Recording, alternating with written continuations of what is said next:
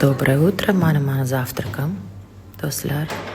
Mana shuncha dorilar ichyapman, sochim tushib ketyapti va albatta diyetaga o'tirganman. Ozish uchun. Va diyeta to'g'risida. Men diyeta doim ushlayman, lekin hozir juda strogi diyeta.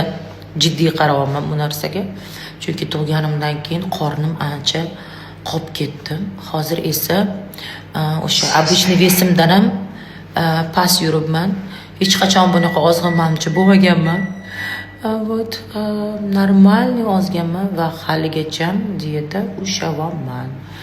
Chunki semirish menga yoqmaydi. Men ozin bo'lishni yaxshi ko'raman. Va shunaqa ertalab 2 tuxum bodring, ko'proq suv iste'mol qilaman. Bir kunda где-то 3 litr ichaman. Kechqurun belok, yana go'sht yeyman, grechka bilan va obedda sup bilan bitta salat yeyman. Bo'ldi, mayonez yo'q, unli ovqat yo'q, shirinlik yo'q.